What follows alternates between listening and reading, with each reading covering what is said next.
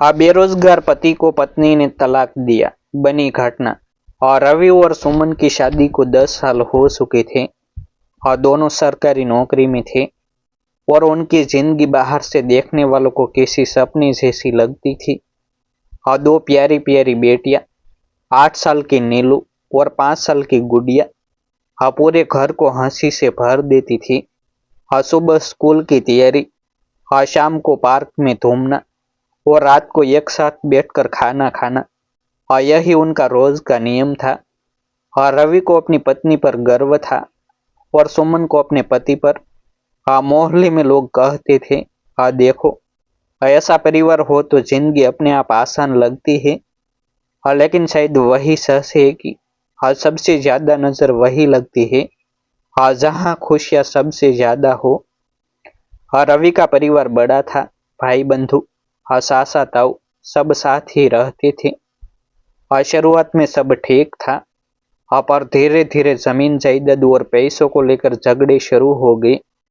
छोटी छोटी बातों पर बहस होने लगी और बहस कब गाली गलौज और मारपीट में बदल गई, किसी को पता ही नहीं चला। एक दिन ऐसा हुआ कि थाने तक बात पहुंच गई और उसी झगड़े में रवि का नाम भी एफआईआर में आ गया। उसने सोचा था कि सच सामने आएगा और मामला शांत हो जाएगा, लेकिन केस उलझता चला गया। तारीख पर तारीख पड़ती रही और आखिरकार एक दिन पुलिस उसे घर से पकड़कर ले गई। उस दिन सुमन ने पहली बार अपने पति को हथकड़ी में देखा। नीलू और गुड़िया दरवाजे पर खड़ी रो रही थी, पापा को मत ले जाओ। रवि की आंखें भी भर आई थी, लेकिन उसने खुद को मजबूत दिखाने की कोशिश की। उसने बस इतना कहा, मैं जल्दी वापस आऊंगा। मगर वह जल्दी 1 साल में बदल गया। जेल के अंदर रवि हर दिन बच्चों की तस्वीर देखता और गिनता कि आज कितना समय और बीत गया। उधर बाहर सुमन पर घर और बच्चों की पूरी जिम्मेदारी आ गई। समाज की बातें, रिश्तेदारों के ताने और अकेलेपन की थकान, सब कुछ उसे झेलना पड़ रहा था। 1 साल बाद जब रवि जेल से बाहर आया, तो उसने सोचा था कि शायद अब सब कुछ पहले जैसा हो जाएगा। लेकिन सबसे पहला झटका उसे तब लगा जब उसे पता चला कि उसकी नौकरी चली गई है। सरकारी नौकरी, जो उसकी पहचान थी, वह अब सिर्फ कागजों में रह गई थी। घर लौटा तो देखा कि सुमन और बच्चे जैसे तैसे गुजारा कर रहे हैं। सुमन अब पहले जैसे हंसती नहीं थी। उसके चेहरे पर हमेशा थकान और चिंता रहती। फिर भी उसने रवि को घर में जगह दी। कुछ दिनों तक सब ठीक चला। रवि घर संभालता, बच्चों को स्कूल छोड़ता, उनके लिए खाना बनाता और शाम को उनका होमवर्क करवाता। सुमन रोज ऑफिस जाती और देर शाम लौटती।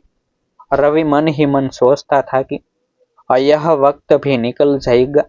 वह नौकरी ढूंढने की कोशिश करता, पर जेल जाने का दाग उसके पीछे पीछे चलता, कहीं भी जाता।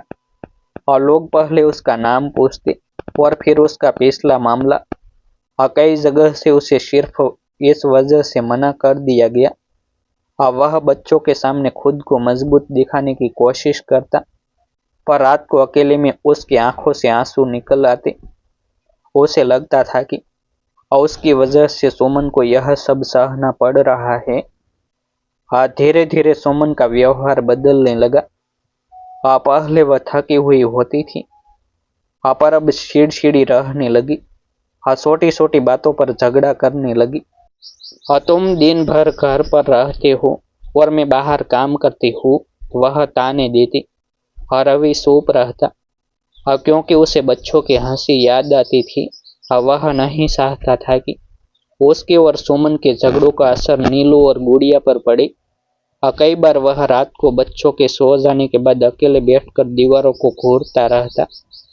एक दिन झगड़ा इतना बढ़ गया कि सुमन ने उसे साफ शब्दों में कह दिया, अब मैं इस हालत में नहीं रह सकती।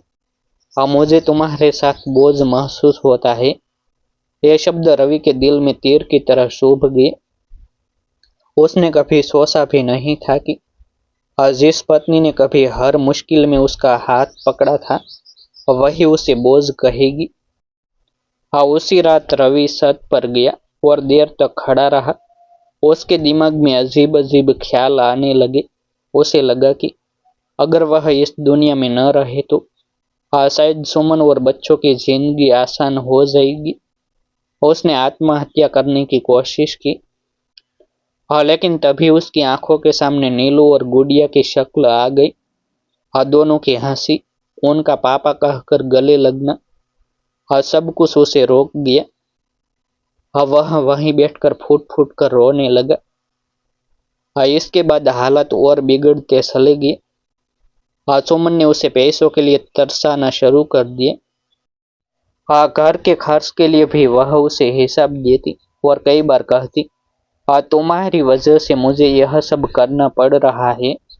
रवि को लगने लगा कि वह अपने ही घर में मेहमान बन गया है। ऊपर से उसने महसूस किया कि सुमन अब बाहर किसी से फोन पर ज्यादा बातें करने लगी है। वह देर तक मोबाइल में लगी रहती, कभी मुस्कुराती, कभी बाहर जाने के बहाने बनाती। रवि ने कुछ नहीं कहा, क्योंकि उसके पास कहने का हक ही जैसे खत्म हो गया था। एक दिन उसने देखा कि सुमन ऑफिस से लौटते वक्त किसी लड़के के साथ हंसती बोलती आ रही है। उसे देखकर रवि का दिल बैठ गया। वह कुछ बोलना चाहता था, पर शब्द उसके गले में अटक गई। रात को वही बात झगड़े में बदल गई। सुमन ने कहा, तुम मुझे शक की नजर से देखते हो, इसलिए मैं खुश नहीं रह सकती। रवि ने पहली बार अपनी आवाज ऊंची की, मैं सिर्फ अपने बच्चों और अपने घर के लिए डरता हूँ। लेकिन सुमन ने उसकी बात नहीं सुनी। दिन ब दिन झगड़े बढ़ते गए। घर का माहौल ऐसा हो गया कि नीलू और गुड़िया डर के मारे चुप रहने लगी। रवि जब उन्हें स्कूल छोड़ने जाता तो रास्ते में वे पूछती, पापा मम्मी रोज गुस्सा क्यों करती है, क्यों रहती है। रवि के पास कोई जवाब नहीं होता। वह बस इतना कहता, सब ठीक हो जाएगा। पर उसके दिल को पता था कि कुछ भी ठीक नहीं है। एक शाम झगड़ा इतना बढ़ा कि सुमन ने कह दिया, तुम इस घर से चले जाओ। रवि ने बच्चों की तरफ देखा। नीलू उसकी तरफ दौड़ी और उसकी कमीज पकड़ ली। पापा आप मत जाना। गुड़िया ने भी उसे कसकर पकड़ लिया। उस पल रवि का कलेजा फटने को हो गया। उसने दोनों बेटियों को सीने से लगा लिया और बहुत देर तक रोता रहा। उसे लगा कि आज जैसे उसकी सारी दुनिया उसी पल खत्म हो रही हो। वह जानता था कि अगर वह घर छोड़ देगा तो शायद बच्चों से भी दूर हो जाएगा। पर रोज रोज की लड़ाई और अपमान ने उसे अंदर से तोड़ दिया था। उस रात उसने फैसला कर लिया कि वह कुछ समय के लिए घर से बाहर चला जाएगा, ताकि हालात शांत हो सके। जाते वक्त उसने दोनों बेटियों को गले लगाया। उनके आंखों में आंसू थे और उसकी आंखों में भी। उसने मन ही मन कसम खाई कि वह एक दिन फिर से अपने पैरों पर खड़ा होगा और अपने बच्चों को वापस अपने पास लाएगा। लेकिन उसे यह अंदाजा नहीं था कि यह दूरी उसकी जिंदगी में कितना बड़ा तूफान लेकर आने वाली है। रवि जब घर से निकला तो उसे लगा था कि कुछ दिनों में हालत सुधर जाएगी। वह एक दोस्त के कमरे में रहने लगा और दिन रात नौकरी की तलाश करने लगा। जहाँ भी जाता लोग पहले उसका हुनर देखते, फिर उसका अतीत पूछते। जैसे ही उन्हें जेल की बात पता चलती, चेहरे बदल जाते। कई बार उसे ऐसा लगता कि उसकी जिंदगी पर एक ठप्पा लग गया है, जो कभी नहीं मिटेगा। फिर भी वह हिम्मत नहीं हारा, क्योंकि उसे अपनी बेटियों की आंखों में देखे आंसू याद आते थे। उधर सुमन के दिल में भी गुस्सा और थकान जमा होती जा रही थी। अकेले जिम्मेदारी उठाते उठाते वह खुद को मजबूत दिखाने लगी थी, लेकिन अंदर ही अंदर टूट चुकी थी। आसपास के लोगों की बातें, और रिश्तेदारों की सलाह और कुछ गलत संगत ने उसे यह सोचने पर मजबूर कर दिया कि उसकी सारी परेशानी की जड़ रवि ही है। कुछ महीनों बाद उसने तलाक का नोटिस भेजवा दिया। जब रवि को वह कागज मिला तो उसके हाथ कांपने लगे। उसे लगा जैसे किसी ने उसकी आखिरी उम्मीद भी छीन ली हो। तलाक की सुनवाई के दिन वह कोर्ट पहुंचा। सामने सुमन खड़ी थी, पर उसकी आंखों में अब पहले वाली ममता नहीं थी। रवि ने सिर्फ बच्चों के बारे में पूछा, मैं अपनी बेटियों से मिल सकता हूँ ना? सुमन ने कोई जवाब नहीं दिया, बस नजरें फेर ली। जज ने फैसला सुनाया कि बच्चों की जिम्मेदारी फिलहाल माँ के पास रहेगी। रवि के कानों में सिर्फ एक ही बात गूंज रही थी, बच्चियां उससे दूर। इसके बाद रवि की जिंदगी और मुश्किल हो गई।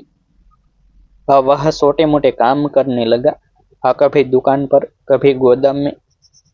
और रात को थका हुआ जब वह अपने कमरे में लौटता तो मोबाइल में बेटियों की पुरानी तस्वीरें देखता।